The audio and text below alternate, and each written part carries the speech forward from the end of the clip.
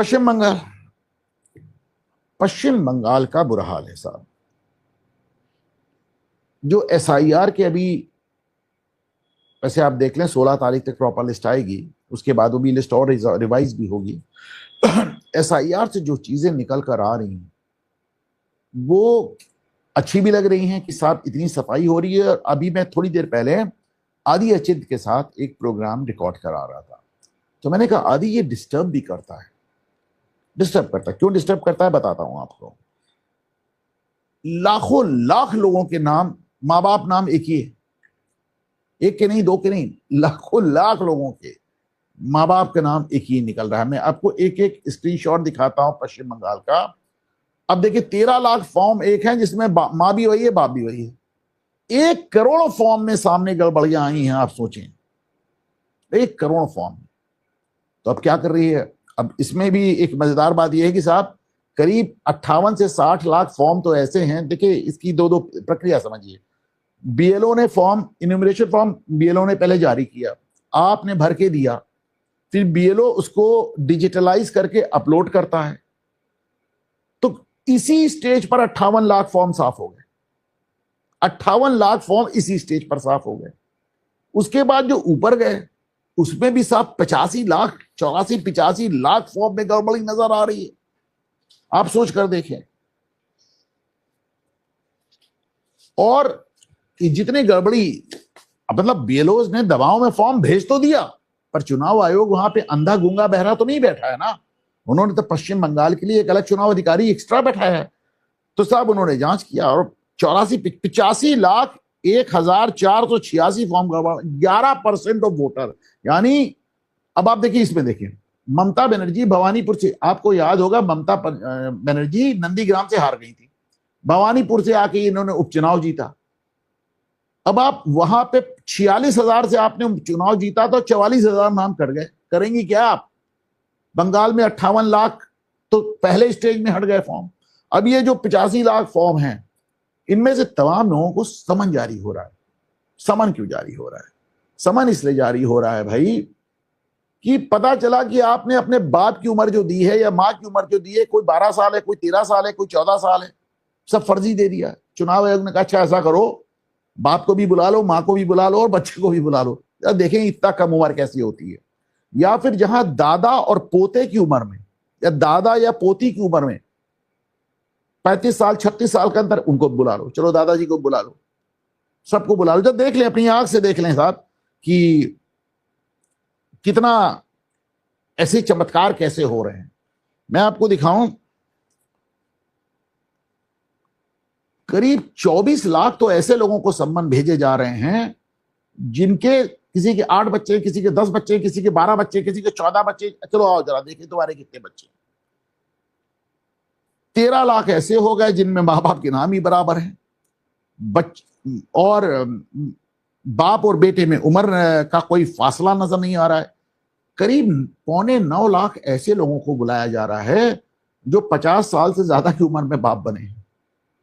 उनको भी भाई आओ देख लें कितना सही है और कितना गलत है।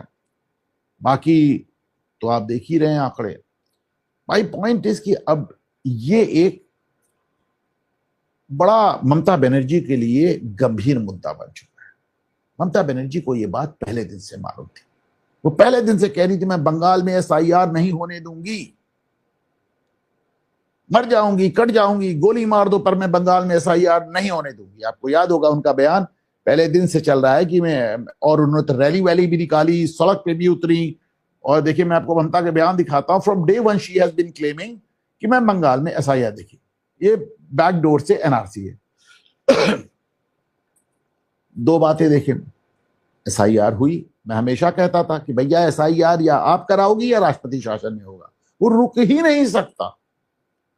मजेदार बात देखें, ममता बनर्जी ने कहा मैं फॉर्म नहीं भरूंगी, लेकिन अगर आप फॉर्म नहीं भरेंगे तो वोटर लिस्ट में आपका नाम नहीं आएगा, और चुनाव वही लड़ सकता है जिसका वोटर लिस्ट में नाम हो। 15 मिनट बाकी थे तो उन्होंने जल्दी फॉर्म भर दिया।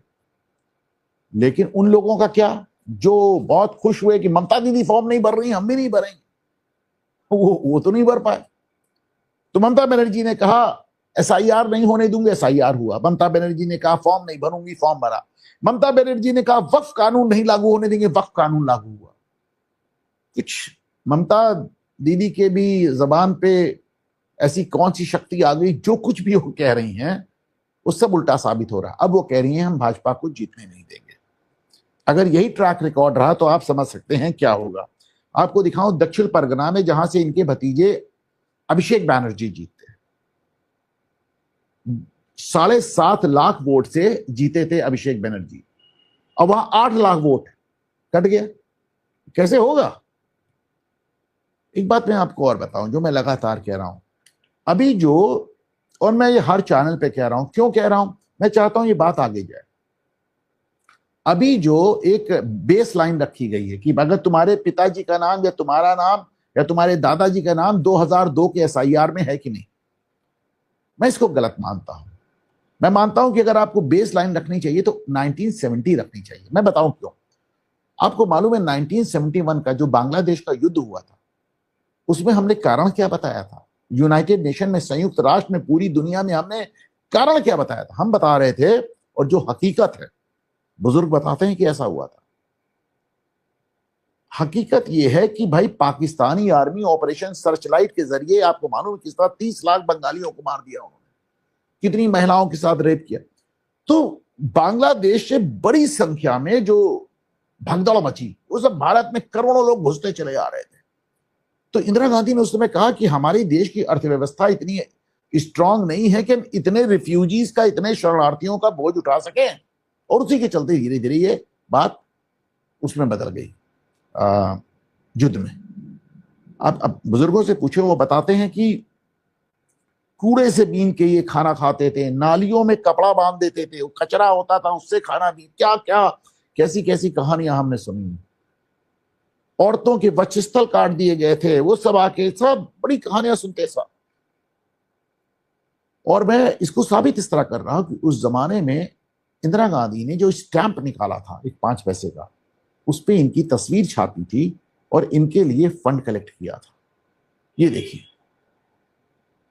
ये उस जमाने का स्टैंप है, 1970-71 का। तो इनके लिए अलग से पैसे कलेक्ट। तो जो सबसे बड़ी घुसपैठियों की जो भगदड़ हुई, वो तो 1970 और 1980 के बीच में हुई, या फिर 1990 के बीच में। 20 साल में सबसे ज्यादा घुसपैठियां है 1970 के बाद। और ये सब डंके की चोट में अब रह रहे हैं, उनकी तो तीसरी पुश्त रह रही है 3 जनरेशन से। मैं उम्मीद करता हूं कि भाई अभी 2002 रखा गया, तब इतना हाहाकार है, 70 रख देते, 71 रख देते तो पता नहीं क्या होता, 69 रख देते पता नहीं क्या होता। मैं मान के चलता हूं कि आने वाले सालों में चुनाव आयोग, क्योंकि चुनाव आयोग तो हर साल वोटर लिस्ट शुद्ध करता है ना, एवरी ईयर। हो सकता है आगे के SIR में ये हो, पर इसके लिए ममता का वहां से हटना बहुत जरूरी होगा। केरल चलते हैं।